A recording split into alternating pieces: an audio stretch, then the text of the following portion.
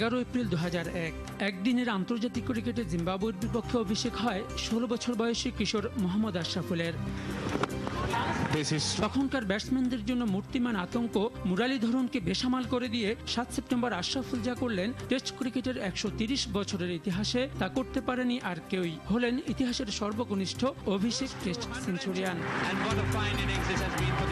আবির্ভাবেই নিজের জাত ছিনিয়ে দেওয়া অ্যাশ ক্রমেই হয়ে ওঠেন এদেশের ক্রিকেটের আশার ফুল। শ্রীলঙ্কার বিপক্ষে ব্যাক টু ব্যাক সেঞ্চুরি, ভারতের বিপক্ষে 158 রানের মহাকাব্যিক ইনিংসের পর তার হাত ধরেই রচিত হয় রূপকথার সেই কার্ডিফ কাব্য।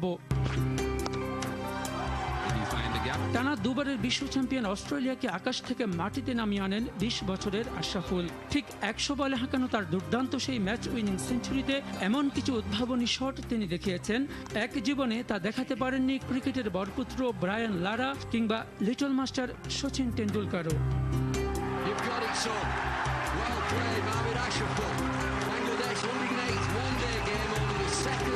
ঠিক পরের ম্যাচেই ইংল্যান্ডের বিপক্ষে যেন আরো ক্ষুরধার আশরাফুলের উইলো। দুর্দান্ত সব স্কুপ আর ফুল শটে তিনি দিশেহারা করে দেন ইংরেজ বোলিং লাইন আপ। 52 বলে 94 রানের তার অসাধারণ ইনিংসটি যারা দেখেছেন তারা যেন স্বপ্নেই বুঝছিলেন, বাস্তবে ফিরেছেন মুহুর্মুহু করতালিতে।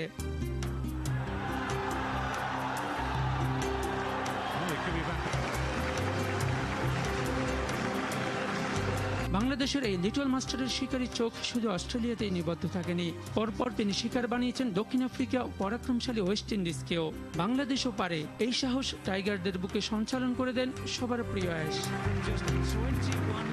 2008-এ ভারতের বিদ্রোহী লীগ ICL এর থাবায় যখন জর্জরিত দেশের ক্রিকেটকে পঙ্গু করে দিয়ে হাবিবুল বাশারের নেতৃত্বে যখন আফতাব, অলোক, নাফিসরা বিক্রি হয়ে যান টাকার কাছে, তখন পরম মমতায় দেশের ক্রিকেটকে আগলে রাখেন এই আশরাফুলই। ক্যারিয়ারে অনেক উত্থান পতন থাকলেও এই সেদিন বিপিএল এর সেঞ্চুরি আর শ্রীলঙ্কার বিপক্ষে 190 রানের অনবদ্য ইনিংস খেলে আশরাফুল বুঝিয়ে দিলেন form is temporary but class is permanent.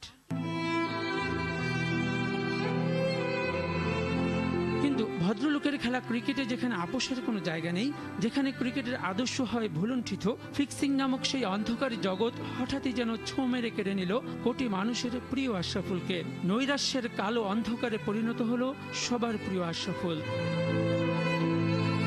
আলোর দ্যুতি ছড়িয়ে দেশের ক্রিকেটকে উদ্ভাসিত করা আশরাফুল অন্ধকারের কানা গলিতে ঢুকে পড়ে প্রমাণ করলেন রূপকথা আসলে রূপকথাই, বাস্তব বড়ই নির্মম, বড়ই কঠিন। নিজের ভেতরে গুমড়ে কেঁদে মরা আশরাফুলকে একা কাঁদছেন?